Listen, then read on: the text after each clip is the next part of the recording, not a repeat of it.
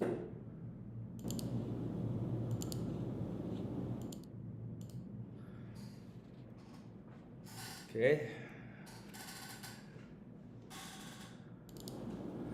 Hello? Hello. How's it going? I'm finally online.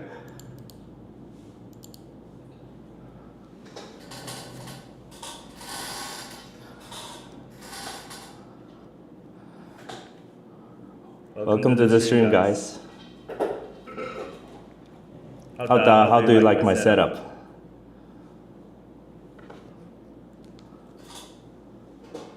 Yeah, I'm just setting up a little bit of things here and getting ready.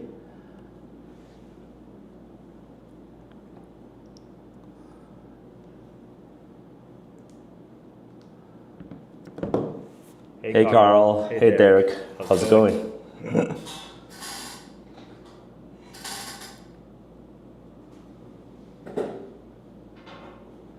Oh, I think I should have worked a bit on the decoration pieces because I did put some of the cool models on the top, but the camera angle is not showing the full image of it. In my head, I was thinking, oh, maybe a portrait. I don't know what I was thinking. I was thinking of some sort of like portrait style thing or something, but forgot it was landscape. So yeah, landscape doesn't show like that huge of a space unless you zoom out. So.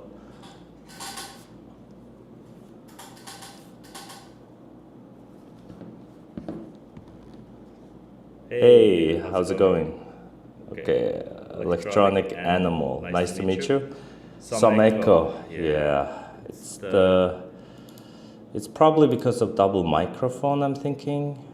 Now maybe it's better. Let's see. How's the sound going for you guys? Purple lights are YouTube tradition. Word. That's why I put the Thanos model right there. To give a little bit of that purpleness. Purple, all the things. Sure. I'm not sure if we have enough hyperfine purple resin for that. Next time I'll do my best. I'll put more purple stuff. Yeah, I guess that's true. Like a lot of people stream in very dark purplish vibe to it, but I thought I would try this method. Oh, nice, better. Okay, got it. Yeah, I think it's because the microphone, there was this double microphone thing going on. So that's why maybe there was an echo, yeah. Because I currently have this microphone here that's helping me record, but there's also the laptop microphone that's also like helping record. So maybe it's because of that, yeah. You're a customer from Ukraine. Oh my God, you guys are legends. Mega and mighty 12K proud owner. Okay, nice to meet you, man. Hi, Amy. Nice to meet you too, Ted Schill.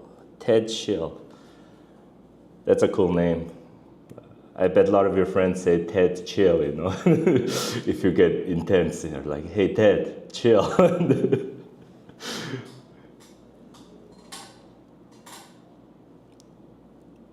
So let's wait like 1 more minute or 2 more minutes. Let me just like ease off my little heat here because I was running around collecting stuff.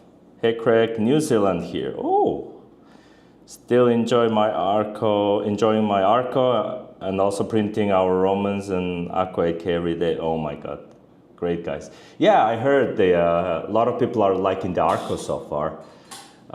I've seen some prints and they seem really awesome so far, better than mine. I don't have, weirdly, people start from like FDM experience. My experience just comes from like resin printing from the beginning. So for me, like, what do you mean layer lines? That thing kind of pops up every time they say, like they show me a printer like layer lines of the FDM, and I'm like, what are layer lines? What is this? For me, it's like precision all the way. But I did see a lot of like cool functional things made by the Arco so far, so I'm also looking forward to it. So nice to meet you, Gadgets Work 3D. New Zealand, cool. Okay, so the reason I wanted to make this live stream happen was I always wanted to try to do like a tier list style video, because I'm a huge fan of iceberg style videos online, as well as like the tier list style contents. In a way, like I feel like tier list kind of like sums up the general like aspects of it quite well, and then just like ranks it based on subjective opinion, of course. So disclaimer, every tools you see here is my subjective opinion, because I have not used like all of the tools, right? I have not used all of the tools. I only used a handful of them that is normal in our company, or some of them when I was starting out in resin printing by my private, like in private. And yeah, those are basically my experience when it comes to these kind of tools. But I also read a lot of things on the internet. I asked some of our boys in the lab, and then they give me some guidance on some of the tools. But for example, like Derek Jackson from Lychee team, he always recommends the heat gun to remove support. And I have actually talked to the printing guys. Hey guys, your finger is actually hurting right now. Why you guys don't use heat gun? And they'll say, well, it creates smell. And I'm like, but you're wearing a mask. And they didn't say anything back. So I'm actually like confused about it. So maybe we can discuss a bit. Frozen resins are the best. Word. I totally agree. When it comes to reappear, result, reliability, all other brands. Frozen are best resins. Thank you, man. I also like frozen resins too, especially the hyperfine resin. I mean, I work in frozen, but I print with it almost like daily basis. So I really like the frozen resins as well. Yeah, the hyperfine especially. My favorites are the hyperfine and Aqua 8K.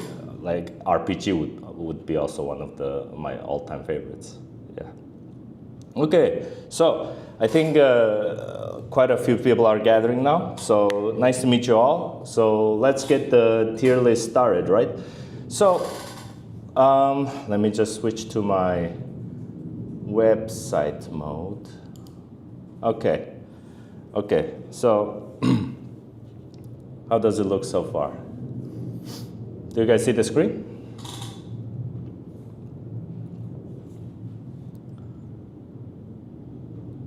Onyx resin, of course.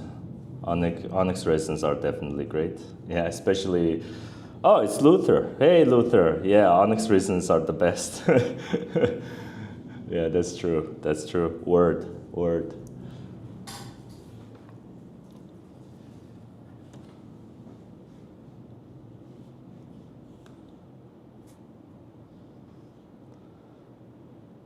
So this is the website this is the tiermaker.com. It's a pretty good website if you really want to rank things with your friends or your community or just by yourself, just to get your mind cleared out. This website is quite useful, and then it helps like rank things from S tier to F tier basically. I didn't put necessarily S tier and then the F tier in this case, because I saw, for example, like C tier for me is situationally useful. Does that mean it's bad? Of course not. It's not bad at all. It's just in a very specific situation, it's very useful, right? So that is why I decided to like not put the actual letters on it, and I decided to just put the names of it. So S tier in this case is the game changer. This tool is like a game changer. It actually improves your workflow, and that is definitely something you need to keep in mind. It's basically you need it in your workflow, right? Extremely useful and good to have. Yes, extremely useful is, yes, it's probably pretty easy. It's pretty useful to have, very useful to have. You need to own it. It's not like huge game changer, but it takes you up there, you know. Good to have, of course, and situationally useful. So there are some tools here that people might just say, hey, that is definitely an S tier. But my argument here is, yes, it is great to have. Like, it's actually a game changer for those who need it. Like actually, it's a game changer for people who actually need the tool. So, in my opinion, but majority of the people may not like the tool, or they actually don't need it. Some basic tools are better for them than these kind of tools. So that's why it's situationally useful. Not that the tool is bad, it's just in very situation that for that person it's S tier, right? Next is the works but too much hassle. You can kind of understand, like, yeah, it does its job, but there's better things out there, and it's just too much energy and effort to work on these kind of things. And lastly, just don't, which is we call it the F tier. Yes. So just don't is like, it's better not to do it, it's better not to have it, just move on. There are cheaper options, or even you pay $5 extra and you can it's much better to have than using this method, right? So I divided it into 5 categories, basically. So 5 categories are wash, drying, cure, then the support removal, and then the surface of the model. So there are 5 levels I managed to categorize these tools on, and then we can rank together, and you guys can of course chat with me. If you disagree, we can talk about it.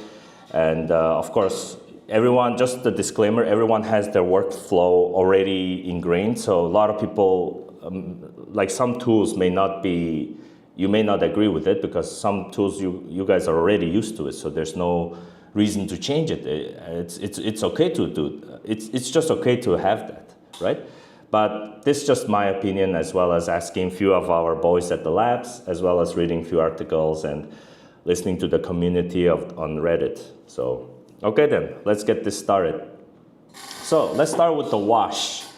So let me just put in the cool thing I did the other day. Where was it?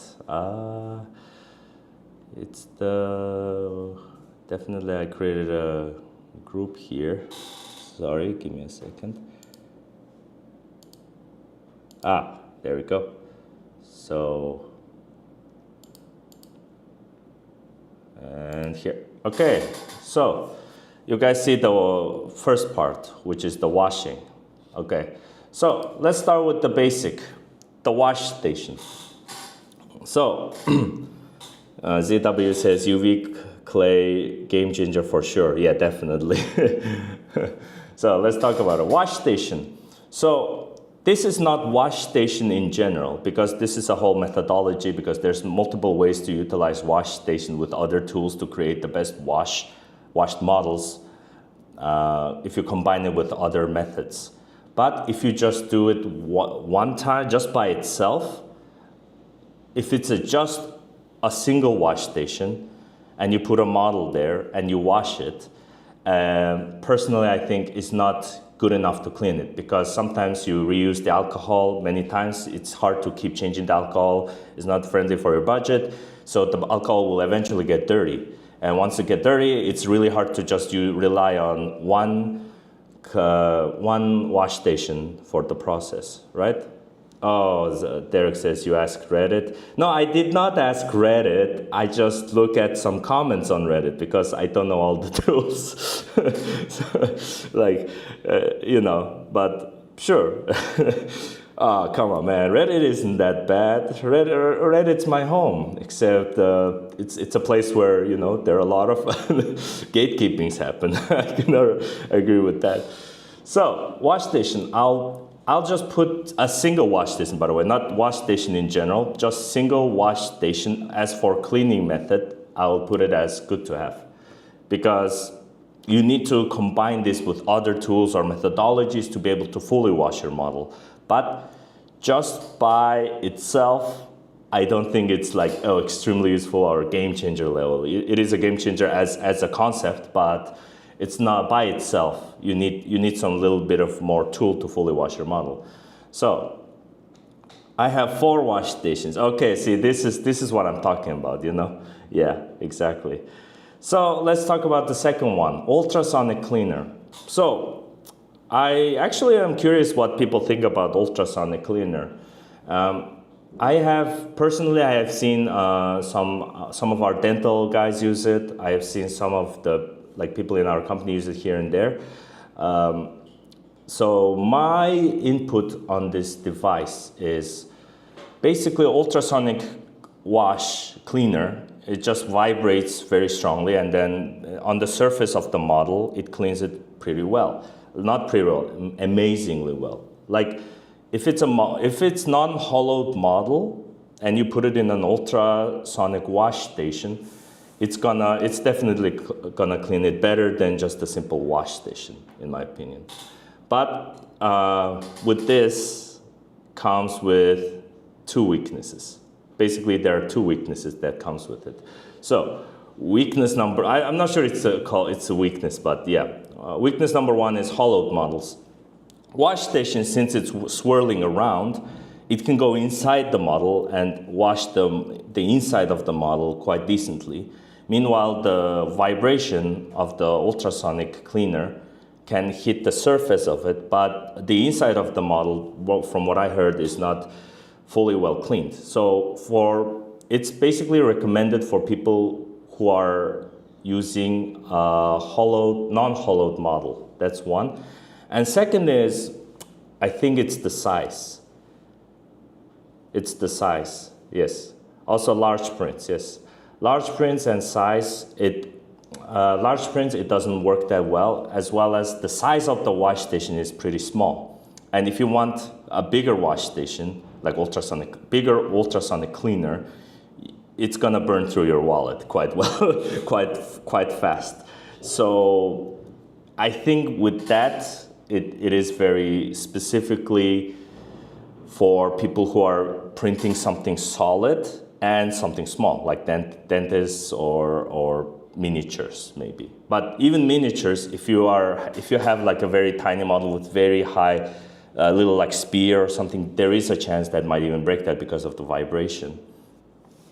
The heat of the ultrasonic wash is, you never use heat with ultrasonic wash because it has alcohol in it. If it has alcohol in it, do not use the heat, because any heat that gets close to alcohol is kind of like a danger. So I or even we as a company, we cannot recommend that. So I have ultrasonic, but I use the alcohol bag method to save on alcohol. Yeah, I heard some people do that. It's just people put water in the ultrasonic wash, put alcohol bag in the model, and then just close it and put it in the ultrasonic wash. I guess it could work, but I think you just don't need to even turn on the heat with that, right? Just don't turn on the heat. It's still gonna do the same thing. Yeah. I find it cleans the inside very well. Since the sun goes through plastic, maybe wrong. The only good way to clean is inside a flush. Okay, I see. I'm not sure, because from what I understood, some of the boys at the lab was explaining me, it just doesn't clean the inside very well, but I'm not sure, Carl. I think this has to be like probably proven, like we need to actually work on it to see it, right? Not good enough for large prints? Yeah, I agree on that. So I think it's very situational. So I'm gonna put the ultrasonic wash on situationally useful. Okay, let's move on to the next one. Wash station with alcohol spray. So if you guys watch Frozen's short videos, right? If you guys watch Frozen short videos, we always use the spray to clean the model. So we do a 1 wash, and then if there's a little leftover residue or something, we just spray alcohol on it. The alcohol has a little bit of the pressure, and it hits the surface of the model and then eventually cleans it. It's definitely better than a single wash. The only downside could be that it it can kind of get messy. If you don't have like a big open space to do this kind of stuff, like spraying the alcohol, it can spray everywhere, right? Like it can spread everywhere actually. So I would say this tool is definitely not a game changer level, but it's definitely extremely useful. If you have the space to do it, I would suggest, yeah, try it out. It does save on alcohol. You can you can have one of those like containers or something. You can spray the model on it like that. It cleans, and you can also clean the insides of the model with it as well, quite well actually. Yeah. Flushing. Sorry, what is flushing again? Is this me or am I missing something? I agree on flushing the inside. Yeah, you have to flush the inside. Yeah. So clear the alcohol spray helps cleaning the inside as well. Like we have done it multiple times. So I can kind of stick by this method. I think just the downside is it can just get a bit messy. Like when you're spraying alcohol on the model, like alcohol can go through everywhere. The smell is also very intense. So I will put extremely useful on the spray. Next one. Okay, this one is, it may look weird. I just said put the model in a jar of liquid. And I have this one now. So this is the jar swirl method.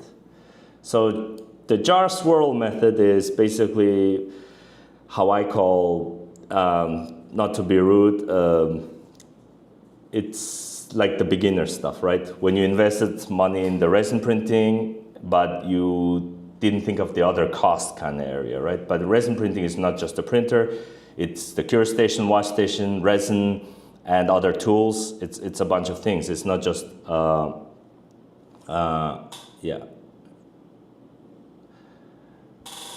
multiple wash station is better. Yeah, of course, multiple wash station is better. We can talk about it. And one thing is so good for first and final wash, you require a middle wash for a soak and flush. Yeah, you're right, Derek.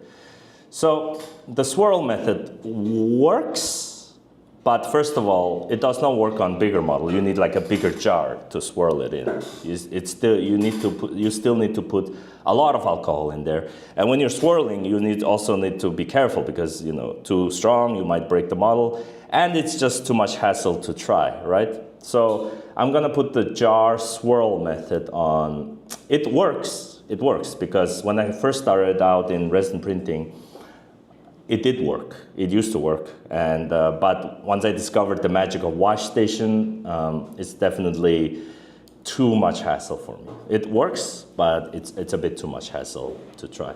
But what do you guys think? Have you guys tried the jar swirl method? Yeah, you can leave it in the comments and I can read about it, yes. I agree on the flushing inside. This is my preferred way. Clean spray just finishes nicely. Yeah. Smell and waste is less good though. Yeah. That's definitely true. Gadget Works 3D. Carl says, I use a plastic tray and paintbrush for the first clean. Yeah, the brush method. Yeah, we can also talk about the brush method as well. So next one is the brush method actually. So this is basically a wash station but combined with a brush. So you have a very light brush and you brush the surface of the model. If you see a residue, just lightly brush the surface of the model. It does its job, but for the inside, you probably need to go a bit deeper. Sometimes the inside of the model can what was the terminology here? Can have that curve. So brushing is not the easiest. I used to use plastic boxes to swirl, but this was pretty inconsistent and messy. Yeah, I completely agree. Yeah, I also used to swirl. It was definitely one of those reasons I really hated resin printing in the beginning. It's just like I have a jar. Yeah, I have a jar, you put a model in, you swirl it around, then you look at the mirror, and then you start to wonder. So I definitely think it's not the best method. But I heard it can work. I have used it and I have cleaned it pretty well as well. But it's just too much hassle. Yeah. Moving on the brush one, I would say it's same level as the spray. It's less like dirty or something. But yeah, you can just clean the surface of the model with a light brush. It works. It doesn't consume as much alcohol as the spray, but I wouldn't say it's like a game changer. I think it's definitely extremely useful. So if you have a spray or if you have a brush, you can go wrong with either way, right? Okay, so guys, this is where now the things are about to get interesting. 2 wash station or 3 wash station? So that's what I want to know. What do you guys think? 2 wash station versus 3 wash station. What do you guys know? What do you guys think? Yeah, Derek says, I agree, the jar and swirl is noob level. Okay. Yeah, it's the journey, you know. It's the beginning of the journey. You are there. You did not think you need all of this. You probably look for a budget way to get into 3D printing. You purchase maybe the cheapest, the smallest printer out there, and you end up resin, and you're like, okay, that's it, right? And then that's when you find out you need to wash, you need to cure, then you realize it's out of your budget, so you're starting to think, oh God. So what's the budget way out there? And someone on the internet says swirl it or use the sun to cure it, all of those good things, yeah. So people says, I use 3 was a game changer. Clean, dirty, then ultrasonic. Yeah, actually, I heard people do use ultrasonic for like one of the aspects of washing. Yes, I guess, yeah, if that's the case, maybe there should be a different combinations I could put here, but I think this is, for now, is good enough. So I think, yeah, I agree with you guys. I think 2 wash station is not enough to fully clean.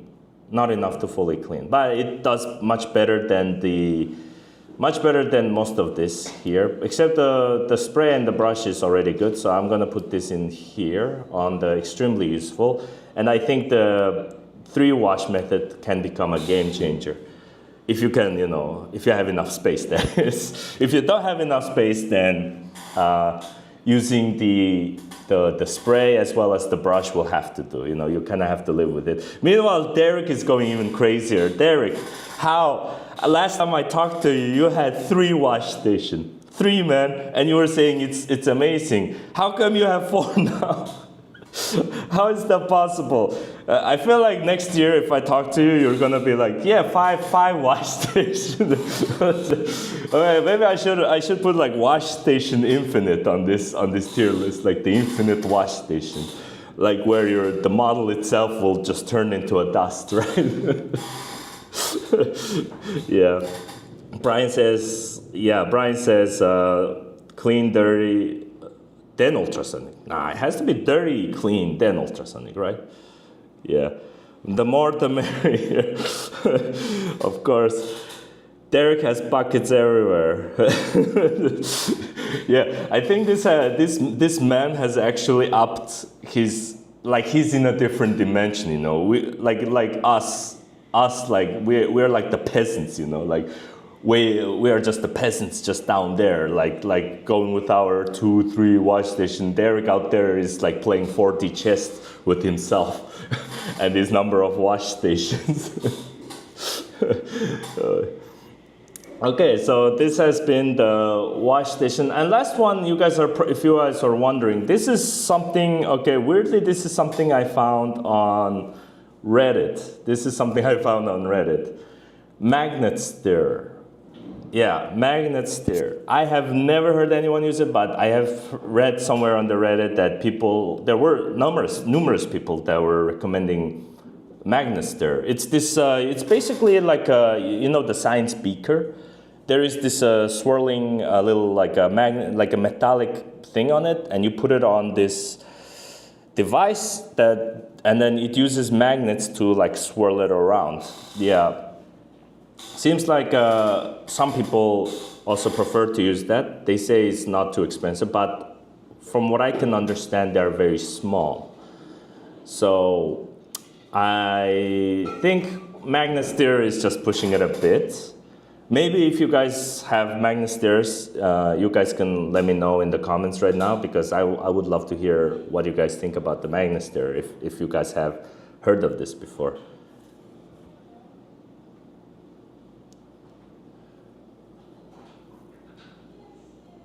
Not necessarily. Does every wash station work like that though? Because I know we have this device called Wash Plus. Isn't that how it works? But people were using yeah, I guess the concept is the same. But people were using the very specifically this lab beaker magnet stir to wash it. So I was just confused that, well, then why just not get the wash station, right, at this point? Wash bucket impeller has magnets. Oh yeah, that's true. I know Wash Plus has it. We have Wash Plus, and when I was looking through that, I know. But the wash station, I never understood the concept too much, because our company wash stations are very, very dirty. So I didn't touch or see it or like that. I just put it in and wash it. So is it the same concept? If it is, then it's basically like, then just have the wash station. It's much better. So then I'll put it's only expensive if it doesn't work. That's true. That is true. I think then if the concept is the same, I can put the magnet stir as in just don't. Yeah, just get the wash stations, or even the ultrasonic cleaner. If you have a stages of wash, maybe like Brian said, put the ultrasonic cleaner on stage 3. Yeah, but basically the game changer here, I think we can agree that it uses the 3 wash stations or even more. And obviously the legend would be 4 or 5 or even infinite, right? Right, Derek? I see. So Derek is explaining, yeah, but the beaker uses like a jelly bean. Yeah, exactly. That spins where it's not going to pull up as much as, sticks to the bottom as a big propeller system. Yeah, exactly. Yeah, I was talking about the weird bean thing. So I feel like the wash station maybe has a similar concept, but yeah, it's a bit different. Yeah, Brian says it's only expensive if it doesn't work. That's true. That's true. Especially, sometimes you forget to, especially when you're using Mega Printer and you're printing this 40-hour print, and then you filled up the Mega AK, and then you thought it was enough to fully print, and then you come back a day or two later and you notice some parts are not fully printed. That's the saddest experience I ever had. So these days, if I do print large things, I ask someone in my team to help me refill the resin. The more stations, less time in each screw, right? You want a certain amount of time in IPA, yeah. So the beaker belongs in just get a wash station. Yeah, Luther, yeah. Basically, put the beaker in the downstairs, just don't. Okay, and last one we can discuss is the Wash Mega. So Wash Mega, this one is just not washing methodology, it's just washing station by itself. So I already know my mind on this. I'm just gonna put it on situationally useful, because it's 26 liter? It's a giant wash station. It's a giant wash station. If majority of you guys are using Mini or Mighty probably, so it's probably not the best. It's very useful. It's a game changer. If you are a business owner, like a 3D farm owner, or you guys are printing on Mega. So if you are one of those, this thing's a game changer for you. But majority of the people are not. So for me, I will just put it on as situationally useful, as the Wash Mega S. There we go. So this has been the wash part. So it's gonna get faster from here. I just put too many methodologies of washing. So next one, let's go into drying. So there are a few ways to dry a model. One is the hair dryer. So let's talk about the hair dryer first. What do you guys think about the hair dryer? for me, hair dryer. When I was starting out in the resin printing, I have used to use hair dryer to dry my models before, but at the same time, first of all, it does. I think maybe it depends on the hair dryer. What I had wasn't the worst one, but it was not the best one. So it was like a mid-tier hair dryer. And when I was like trying to dry the stuff, I'll be honest with you, it was really frustrating for me. But I think it still dried faster than majority of the things you like people have. So I'm just gonna put hair dryer on like maybe either good to have or extremely useful. But it was still pretty long if I remember. Maybe it depends on the quality of the hair dryer. I think it either has to be good to have or extremely useful. Let's just put it on good to have for now, and let's see what you guys think. So next one is the paper towel or any tissue, something like that to dry. I already know my answer on this one. This one is basically just don't. It's just better not to use it, sorry. It's like, I've used it actually. The fibers and dirt get stuck on the model. The crevices like armpits or something like that, it's very hard to clean, very hard to dry. It's just not worth it. Air dry is better than that. I'm sorry. I'm gonna put this as just don't. For me, the tissue is like just don't. But if you guys do dry with tissues, like actually dry like this, not put it on the tissue and wait for it to dry, let me know. So next one is the compressed air. So this is like a air dryer. Sorry, it's called the air gun that's connected to a air tank, right? Compressed air connected to an air tank. This is definitely a game changer. Ever since we discovered this, our drying game has been to the roofs. We have never dried faster. It dries within a minute or two, like entirely. And if it's a large model, like maybe 5 minutes, but it's really fast. It's like super fast. The only downside is it can get messy, like the alcohol or something like that can like spread around, or it can get a bit noisy as well. So noise and other than noise and kind of messiness, this tool is a game changer, definitely. Yeah. So when I said the hair dryer, I mean hair dryer and the heat gun. It has kind of the similar ways, right? Because the heat gun and hair dryer, they both can blow cold air, and they can both can use hot air. Heat gun can do even hotter, but yeah, it's kind of the similar concept.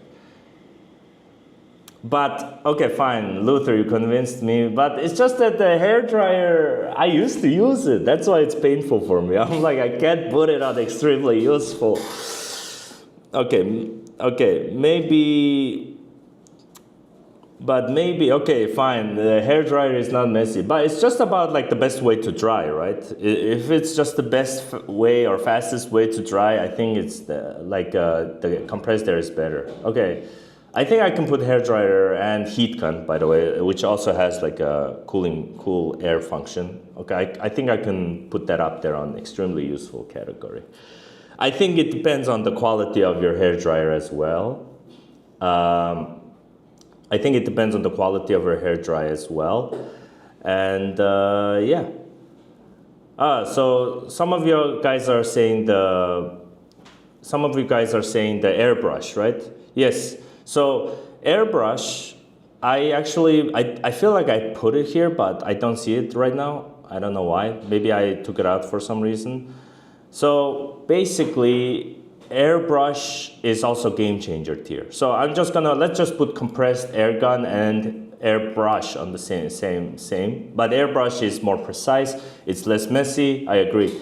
And it can dry insides of models. Both of them can dry insides of the model really well. So I'm gonna put the air gun and as well as the airbrush, both of them on S game changer tier. Yeah. I just leave them under the sun. What? If they were clean properly, drying shouldn't be an issue. I mean, yes, but you want to dry and cure, right? But cure and dry happening together is a bit. I've seen people try it on Reddit, but like everyone's like, bro, just try it first and then cure it. Yeah. Paper will stick to the print and it will get into your wash and get stuck on your prints. Yes, don't use paper towel. Put that on, just don't tear. Yeah. Yeah, no paper drying. IPA evaporates really fast. Well, yes, but if it's inside of the model, like that kind of stuff, I think it's still kind of like you need a lot of time to fully dry it, I think, if it's a hollow model. Yeah. Cleaning inside can be messy. If you do something like syringe to blast the resin out of the hollow parts first. Yeah, like air gun as well as probably airbrush can both do the job to fully dry the inside like 100% well. Get a plastic lunch tray, super easy to clean with a spray of IPA and wipe better uses. Sure, yeah, why not?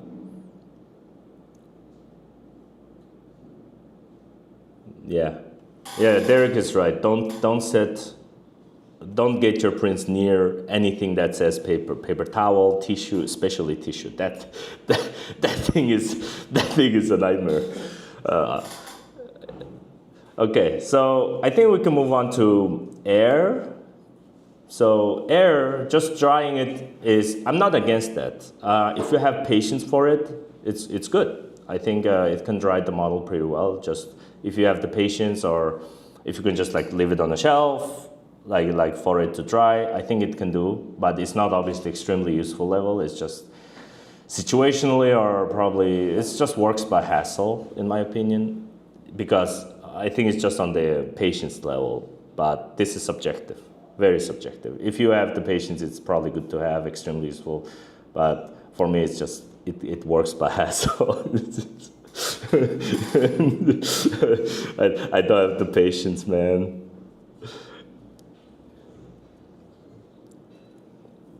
Brian, that's why the lenses are using a basket. Syringe. Oh, that's an interesting one. Cleaning inside can be messy if you don't use something like a syringe to blast. Yeah. Syringe has the similar concept of air blast, like the basically pressured air, right? Air compressor. Yeah. So let's move. And last one on the drying list is the cure station dry. This is the cure station dry. So cure station dry is definitely better than air because it just dries in 30 minutes. And then continues to cure it, so it's convenient.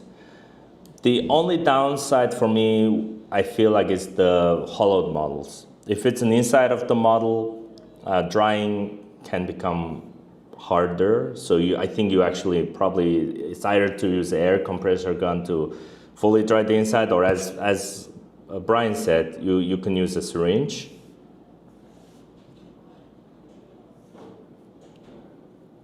Yeah, syringe lets you use a high pressure with IPA. Yeah, that's true. I use a syringe to get the inside done. Yeah. Cure station dry, hair dryer. Yeah, I agree, Luther. So for me, the cure station dry, the inside of the model can be messier. So I think cure station dry, since you already have a cure station, I think it's just good to have. As I said before, hair dryer, I think it just depends on the quality. If it's a really good hair dryer, that thing can just blast air, right? And if it's a mid quality, probably it's not. It takes long. For me, it took a very long time to dry using hair dryer, and mine wasn't even cheap. It was like a mid tier, I would say. The syringe, I could imagine, works very well because of the pressure. Yeah. So that's when the travel between effort. Yeah. So that's what I was thinking just now, Derek. Like, so the syringe seems to work, but it's just that the effort of like the motion of doing this, it's a bit maybe too much for me. Yeah. As I said, patience.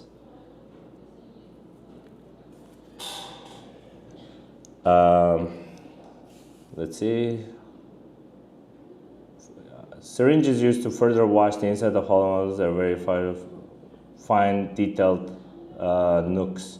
Yeah, so the syringe, but at the same time, we use, instead of the syringe, we use the spray as well. Like the spray also works. For us, it's just, we just hold down the model and just keep spraying, like through all of the orifices of the model.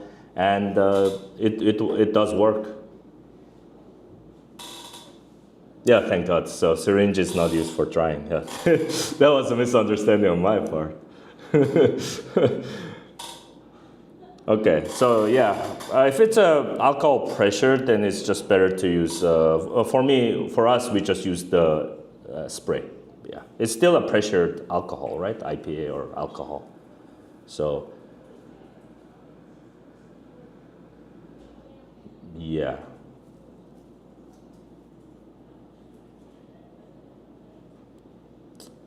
I see. Okay, so moving on. Let's talk about cure. The spray is more IPA than wash station bucket.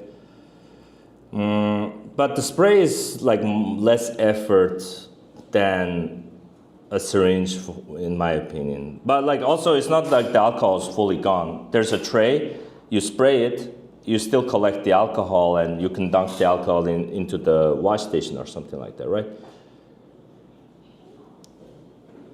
Spray is a pain to refill. Really? Isn't the motion of like doing the syringe more annoying? Like I guess it's just personal preference.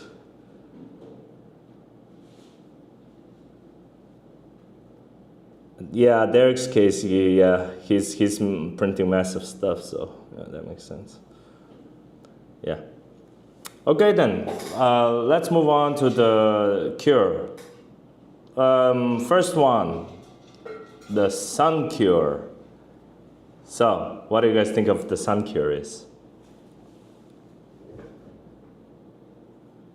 So, sun cure. Okay, guys, come on. It has to be works, but too much hassle, or just don't, right? Yeah, right?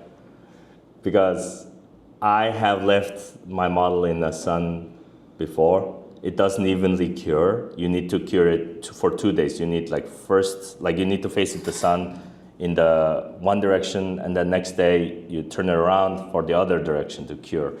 And sometimes it depends, because sometimes it's sunny days, sometimes it's cloudy days, so the UV light is not as strong, yeah. Consistency is bad. So I'm sorry if you guys love the sun. I love the sun, man, but not as a cure. just don't tear, yeah. Sun cure, no, yeah. Sun cure on big models that are not hollow.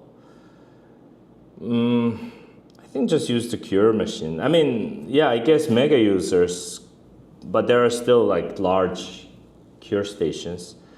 But I think at this point it's probably not the best idea. Yeah, sorry, I used sun cure as well. It was also like, it got messy, yeah. Inconsistent, yeah. Okay. So next one is the cure station. Just a cure station. I think this is pretty obvious. Just put it as game changer. You will just use cure station. If you have a cure station, just use that. It's a game changer for everything. Just having one cure for some. Apparently, some people likes 5-minute cure. Some people likes 30-minute cure. Our company recommends 30-minute cure, but it doesn't consume much time. It's consistent. It's quite, yeah, it's a wonderful machine. So just get one of those cure stations.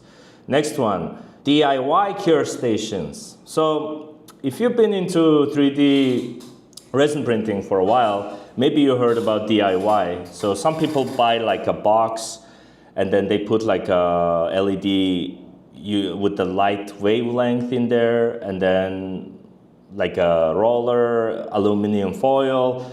Yeah, there is a DIY option out there, but one thing is, I think you need to collect a lot of materials, so you need to put in the effort to do it. And second, I have a colleague who have done their DIY. He says it gets too hot. So it's cheap, but I don't know. I don't think Cure Station is like way out of the budget level. No, it's not. So I think DIY can save money, but I think it's kind of a hassle. But also it depends. Some people can build like crazy good DIY Cure stations, and some people can just create like, you know, inconsistent because the material they got it from Amazon was kind of sketchy, it may not work, you know. So it's very inconsistent. And it might break, and it could be potentially dangerous too. But it's not worth the hassle, but it's just situationally useful. The situationally useful is if you have I don't know, for some reason, if you have a super large print that does not fit in your Cure Station, if that's the case, yeah, probably building one is probably your only choice out there. So I can put it as situationally useful. There can be a situation, yeah. And next one, UV curing lamp. UV curing lamp, it's just, it's just some people say they use it, but I just don't know why. It's just better to have a Cure Station, right?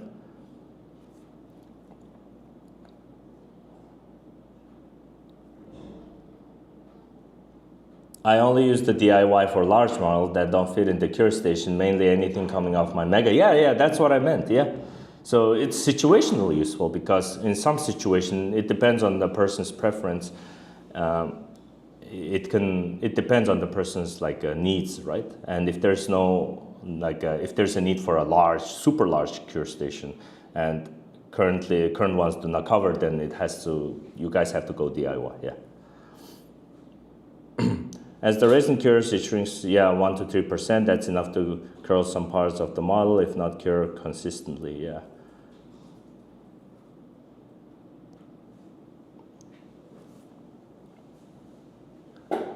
The disposal method and stuff, no, we're not gonna discuss it today. We're just talking about resin printing, just model from the beginning to the end, but the disposal stuff I have not included in part of the content. So maybe in the future content I can try.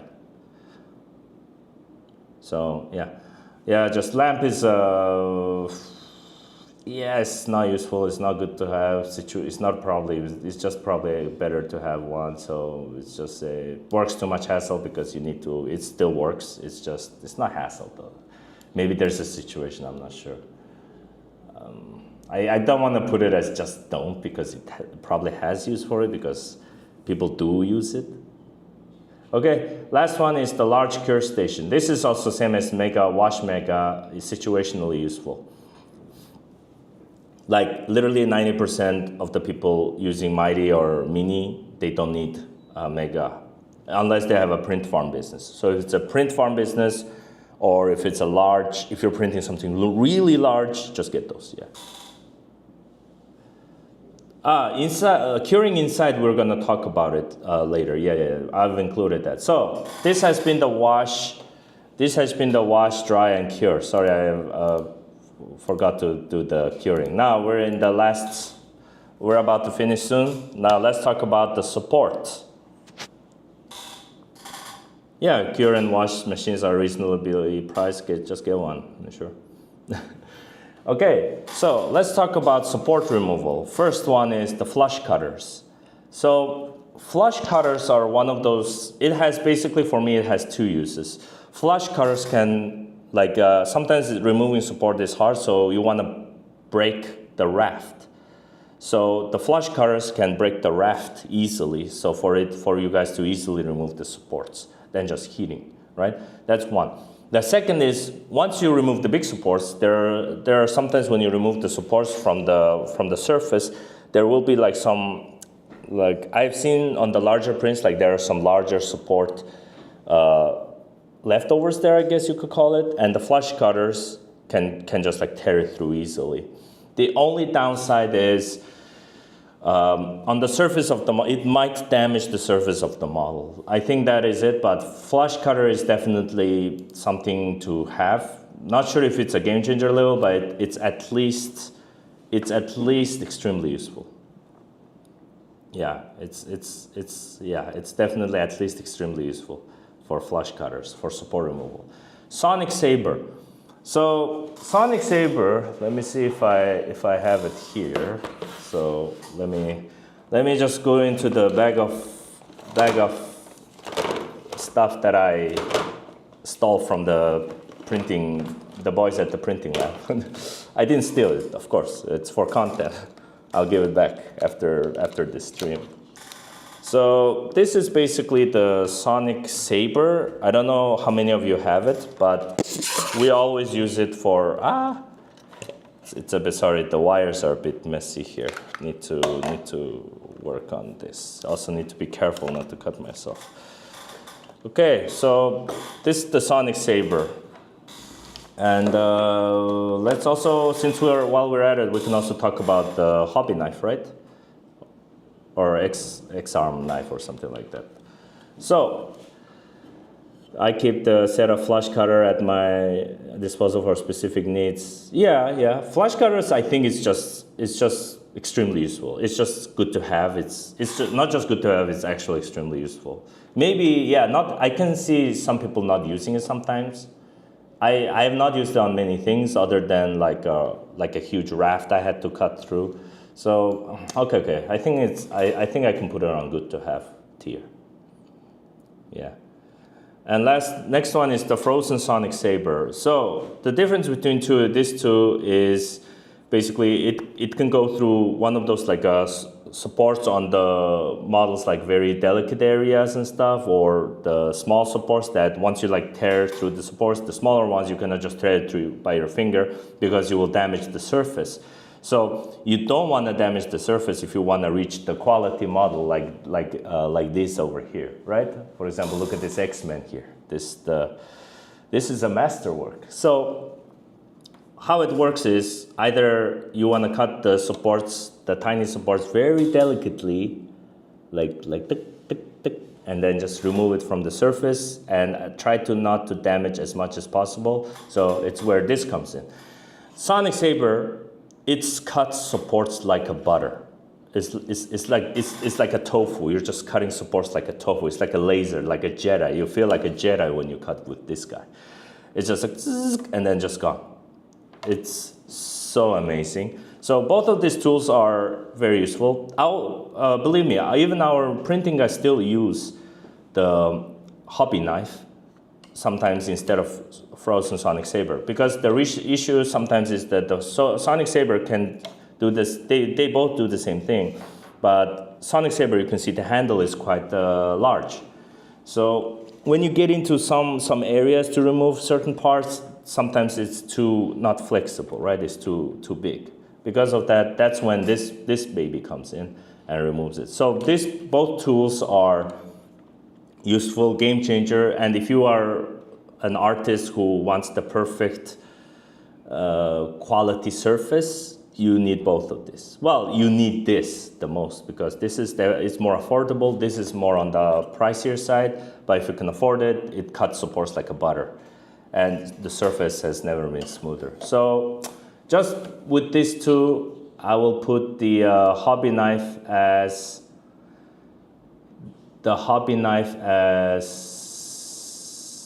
let's see, definitely game changer. You need to have this. And Phrozen Saber, a bit expensive. If you can have it, it's great. It's better than a hobby knife. So I'm gonna put the Sonic Saber as extremely useful. So hobby knife is a game changer. All of our printing team has it.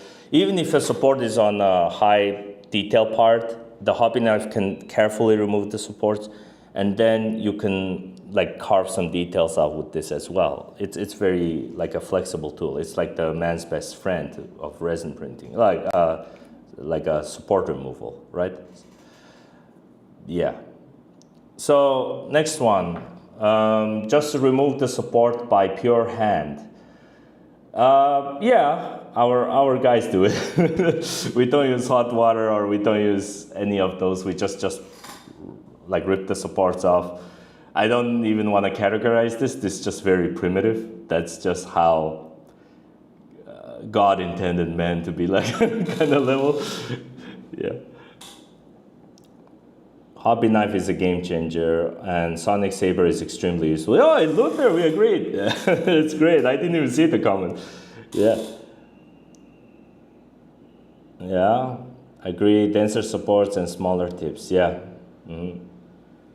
So the hand is just very primitive. What do you guys think? Let's just put the primitive stuff in the. I mean, there's other ways like hot water, the heat gun to remove supports. So I'm just gonna put this as just good to have because just primitive methodology. It's still most people do it. Yeah. Next one, hot water method. So this is the interesting part. Hot water support removal or the heat gun support removal. Which method do you guys use? When I say heat gun, it includes the hair dryer as well. Because hot water, you put it in a Ziploc bag or something in the model, and then you put it in dunk it in the hot water, the heat goes through, and then you remove the supports easily from there. Heat gun also does the same thing. Sorry, it doesn't do the same thing. You just blast the heat gun on the parts of the supports, and then you remove the supports much easier than just rip and tear. I'm gonna rank this to both definitely higher than the rip and tear with arm. So it's extremely useful or game changer. So what do you guys think? Hot water versus the heat gun. Let's see what the boys say about this.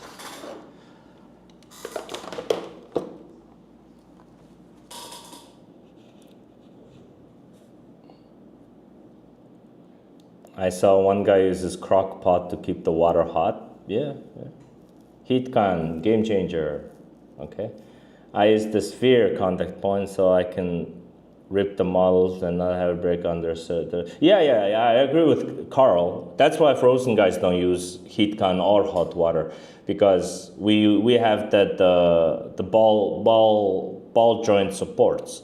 But if you have a ball joint supports, that's exactly when you need the hobby knife or a sonic saber, because the ball joint, even if you remove it, there will be a little tiny thing popping up there. So you need the hobby knife to clean that thing smoothly, right? So that's why we don't use. Oh, hi, Yoel Adamas. Yeah, that's why we don't use hot water or heat gun to remove supports, because we have the ball joint one. Ballpoint supports. Yes. Not under the surface, but breaking before they get to the surface, leaving a small tip still attached. Yeah. Not under the surface, but breaking before they get to the surface, leaving the small tip still attached. Yeah. That's the ballpoint support. Yeah. But that's when you need this baby. Or the sonic saber. The sonic saber's advantage is that you don't need more pressure on your finger, as this thing will need a bit more pressure to do it. And if you're not too careful, if you're slightly stronger, there's a chance the support might, because it's a ball, there is a ball in the model, right?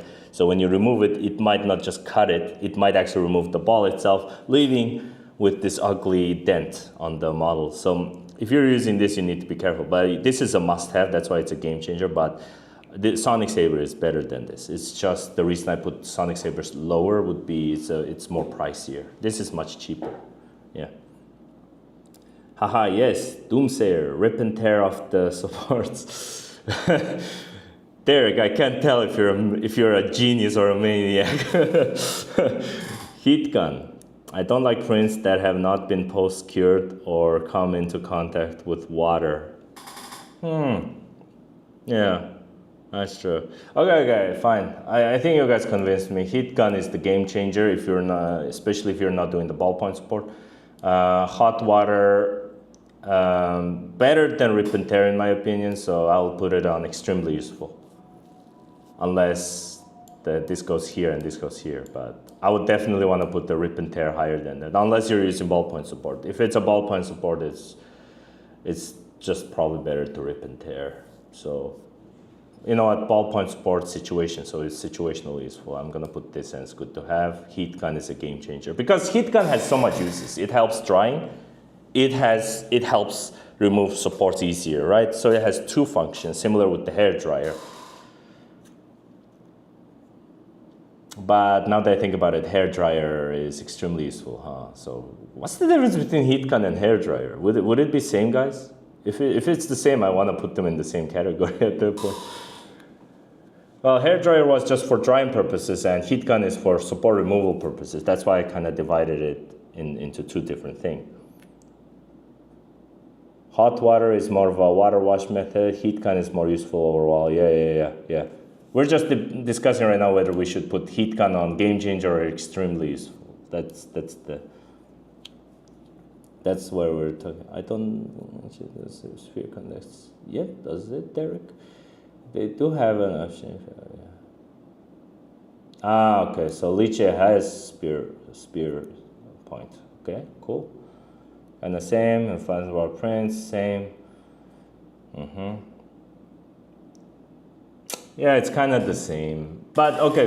Hair dryer is for the drying purposes. Heat gun is for the support removal process. So I'm just gonna put heat gun as a game changer for support removal. Hair dryer for just drying purposes. Okay. Let's just put it that way. Imagine these are both, but one is specifically for drying. The other is specifically for support removal. Support removal S tier, and drying, I would say, extremely useful tier. Okay, I think that's fair. Half of a temperature, but I know it's half of a temperature, but usually the heat is already kind of enough, right? Yeah, it's kind of enough. So unless you really want it hot, but I think too hot might affect the model itself, right? Okay, so let's move on to our last tier, which is the surface tier. Yay, we're ready, guys. The last part is the surface tier. So this, once you remove the supports, all of them, now you want to start working on the model. So you want to start like working, sanding the surface, spraying the surface, all of those good stuff, right? So let's talk about, first of all, let's talk about the sanding, okay? Let's talk about the sanding first, then we can talk about the fixing, and then we can talk about curing. Yeah, okay. So let's talk about, first one is, let's just talk about the sanding sticks. So this is just the normal sanding sticks, sandpaper. For me, sandpaper by itself kind of does the job. The issue is it's too thin. So eventually when you're sanding it down, you need some sort of sponge behind it. So just by itself is probably just not. It's better not to use the normal sandpaper. You need either something like this. It's a sandpaper, you attach it to like a sponge stick or something, like it's called sanding stick. It kind of does that thing. So these two are very similar. The sand stick here, and then this is for miniature, like a model sanding specialty stick. I have one here right now. This is from MadWorks. We collaborate with these guys quite a bit, so you can see the beauty. It's beautiful. Every time I see these colors, it's so amazing. Yeah, never sanded it for me, yeah, but if you're working on a bigger model and stuff, I think sanding is kind of like essential, especially if you're attaching and that kind of stuff. Like if you're like combining, right, attaching models together. Sanding is necessary eventually. If you want that perfect model, sanding, I think, kind of becomes inevitable. So this one, for example, has the highest one is 320 grits. And you can see it has that sponge thing going on in here. It's quite thick. So, and the highest rate one is 3000 grits. Also, if you have a clear resin, by the way, if you want to achieve that the most clarity clear resin, these things are the how you do it, basically. Yeah, the clearest of the clear resin is born through here. Wet sand, yeah. Dry or wet, both are fine. Just make sure to wear the the safety mask, because when you're sanding a model, like cured resin dust will be around, so you need to be very careful. So wet sanding is better, yeah, Carl. So you just put some liquid water on it or something, and just on the sandpaper and wet sand it. So sanding by its tool, I think these two are very similar. One is just thinner, and one is thinner so it can go into crevices. Like you can also use a metallic one, so I think this is just extremely useful to have. Maybe even a game changer. Nah, it's not a game changer. It's just either good to have or extremely useful. I'm gonna put both of them as extremely useful. And next one is the pen sander. So there are two types of pen sanders here. I also snagged someone's pen sanders. So these are the two pen sanders.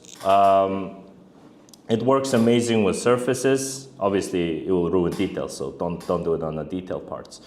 So there are two types here. One is this is the Phrozen one. And this can go just like front, up and down, like front and back.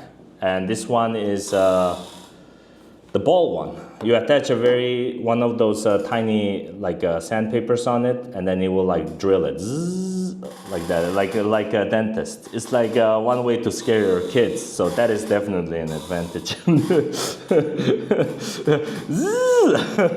The kids are like, oh my God. Dad, are you trying to tell me something? Yes, son. Zzz. Is it time for dentist? Zzz. And he's like, oh no.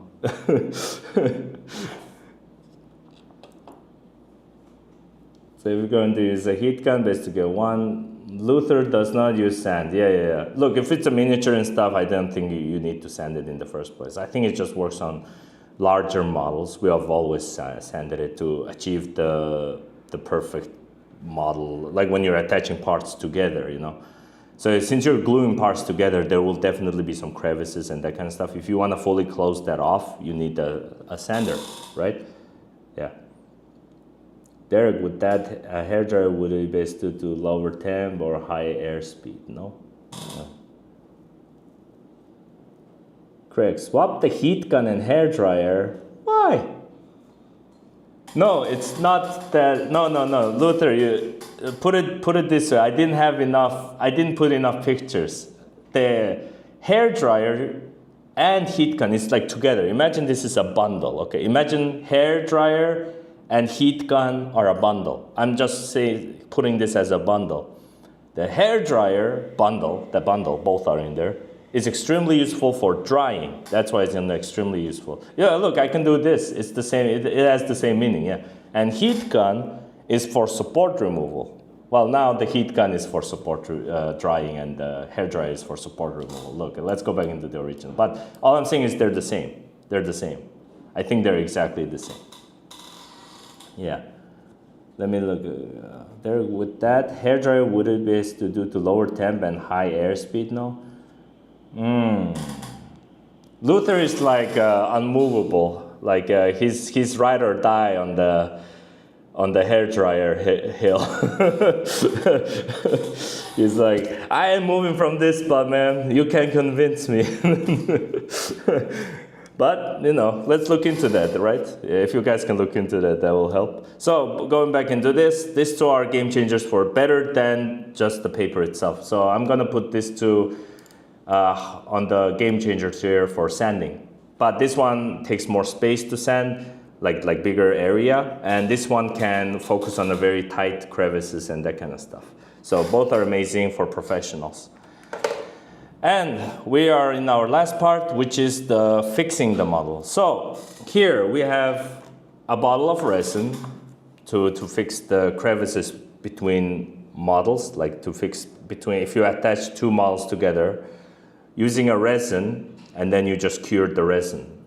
So there's light curing putty, there's the UV clay, and then there's baking soda and super glue. So there are four of this. Yes, Luther is dying on this hill. So, I mean, heat gun does use more energy, so that's true. But if they're blowing the same amount, the same like pressure, air pressure, and the cold air or something, it should be same. If the heat is the same level, it's probably same as well. No, that's what I'm thinking. So, the nerds have to look into that, man. I'm not nerdy enough to go into the depth. So, surface is the next one. Is the first one is the resin. So when you put a little bit of drop of resin and then you cure it, and then later you sand it down and then you add some details, it works. It's amazing actually. The only downside here is that when you're attaching two models, there's a chance when you're adding a little bit of resin on it, there's a chance the resin might seep seep between the two of the parts. And in the future that might crack or that guy might get messy. So it is the best way to do it, not the best way, sorry. It is the way to do it, how most people do it, but I would not put this as the game changer tier. I think I will just put this as extremely, like just good to have. Yeah, sadly on really large print sanding is needed. Yeah, you guys know Phrozen. Do it print small? Check out all of this. Like check how large this is. I have to be really careful. Look how big this is. It's from my head to the chest, man. It's large. If you're a fan, this is one of my favorite prints, you know.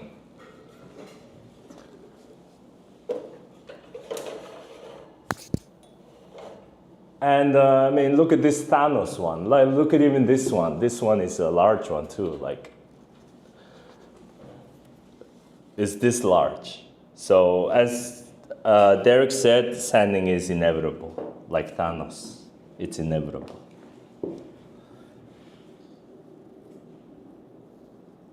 So let's just finish this off. Light curing putty and UV clay. So there are some differences. They can both fix models. They can more or less do the same thing. The light curing putty, I find it easier to close crevices. I think it can sink into more tighter spot easier. And yeah, it's a very good, it's one of those good tools. The only downside would be the color is white, grayish. So if you're gonna prime the model later, then this is the best. The advantage of resin is basically, if you use the resin to close off the model, the color will be the same. So that is an advantage. But if you're going to paint it later, then light curing putty is definitely better. Next one is the UV clay. So UV clay is, as you can see, by the way, this is not, you cannot touch this with your bare hands. This is, it's kind of like on the resin, you know. Meanwhile, the UV clay can do the similar thing. It can do the similar thing as light curing putty. There's two advantages though. Well, one advantage of light curing putty is that you can see close the tighter spaces easier with this one. UV clay is larger space, or larger space is better. And maybe fixing the model is also, attaching parts with this is also better. But this one, on the other hand, you can see what I'm doing here. So you can it's skin like skin touch safe. So you can like touch it like this, and you can close off stuff like this as well as you can mold like extra details on your model as well. Yeah, here you go. So that is the advantage of UV clay. So if you want to make an extra hat for some reason for your character, then maybe this is something you could try it. But yeah, it's fun. It's definitely like fun way to do it. Also, it's touch safe. So that's one thing to keep in mind. But for me, this feels more better on the closing the tire, the crevices. Yeah.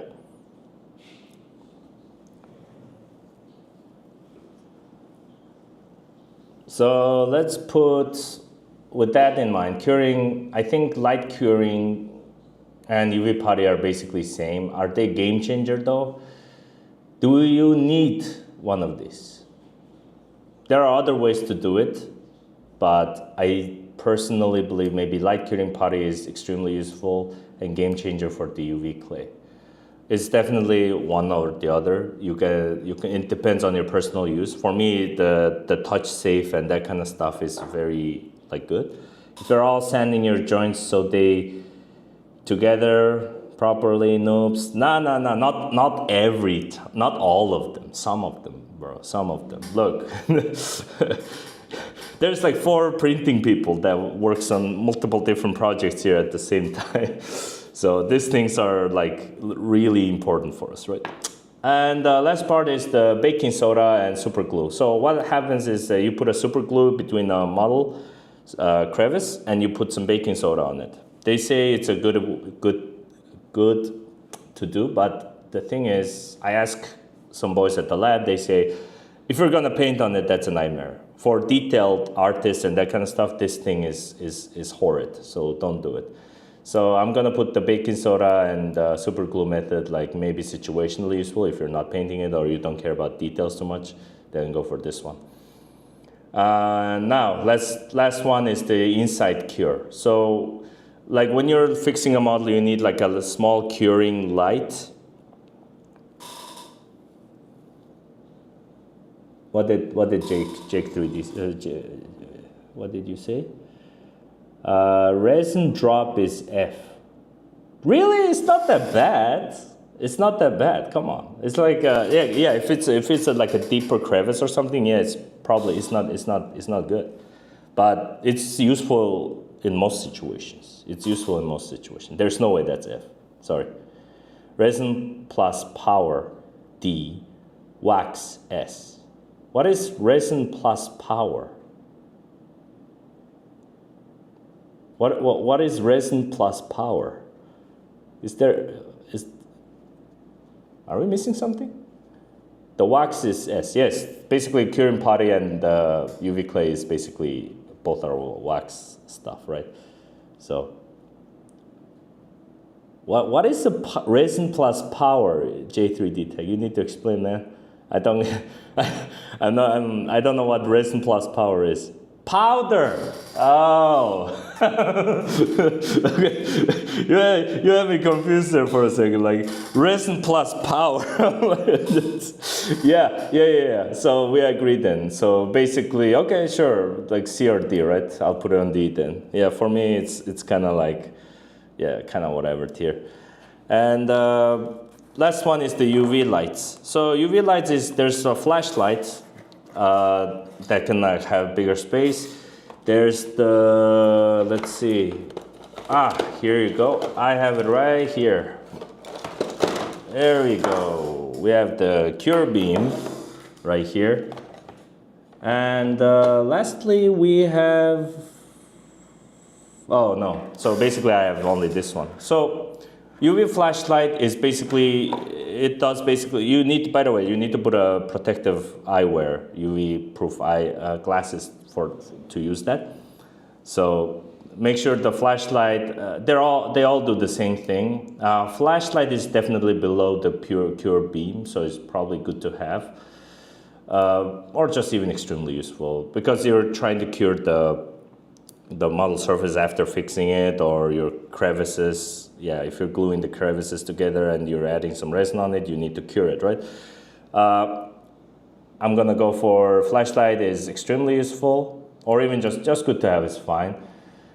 Next one is this one, cure beam. Game changer because it has 2 functions. Because it's long like this. You can just turn it on. You can also cure the insides of your print if you have hollow prints going on. So you can also cure insides of your print much easier with this one. And next one is it can also like just cure the surface of it. So it can do 2 things. The flashlight might not be able to get into the crevices, right? Like go inside the hollow model to cure it.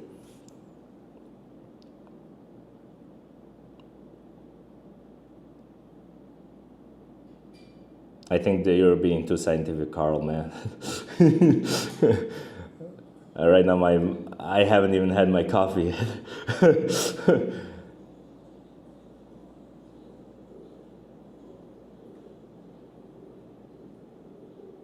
Yeah, Pure Beam is a game changer, definitely. It's definitely something you need to have. This is a DIY light. I'm also quite a fan of this one. Some people try to DIY it.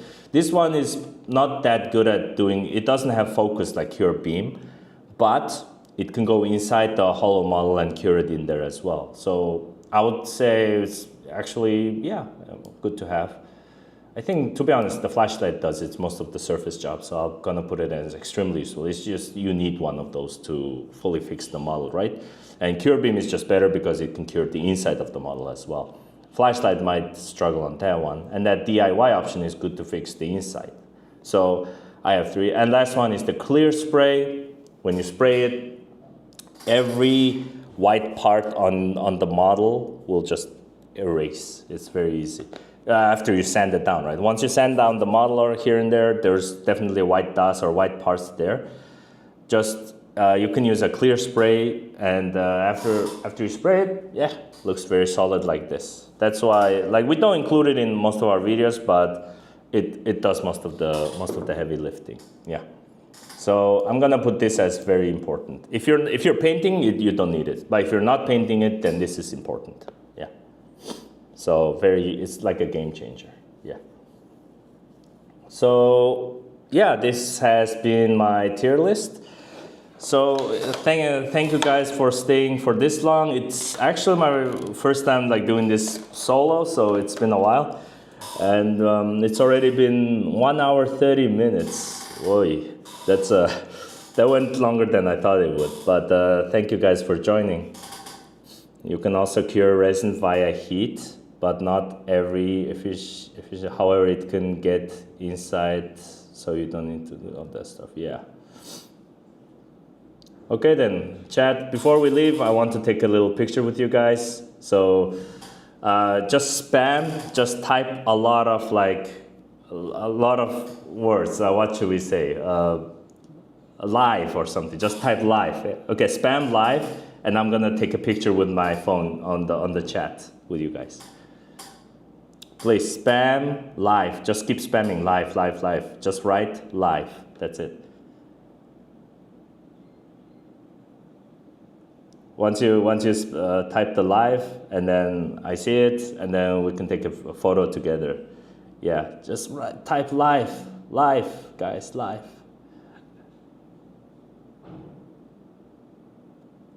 Okay, sorry. Can you help us take a photo with the chat? Yeah, live. Guys, put the live down.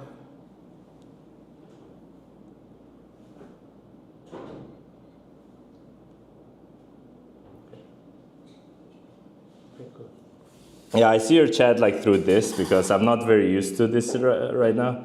More people are typing.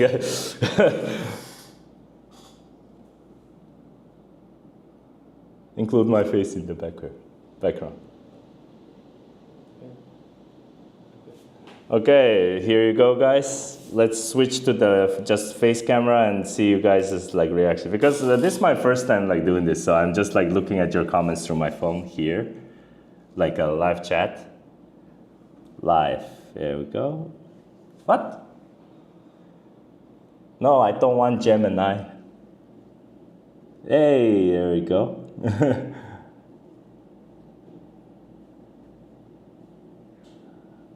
Okay, so in 2 weeks I'll be talking about doing a chill live stream about combining 2 models together and just working on the surface using some of these tools that appear here. And we're gonna be working on the Optimus Prime.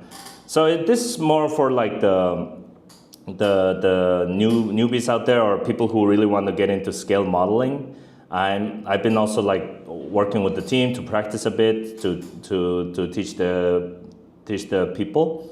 So if you guys also want to chill and hang out for a bit, you guys can learn about this. Also, if there's more things to learn, you guys already seems to be more knowledgeable at this point.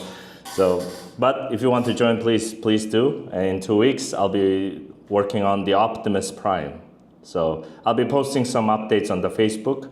So I wish you guys like make sure to keep up with my posts on the Facebook and press like and subscribe. Can't believe I thought it comes a day I would say this word.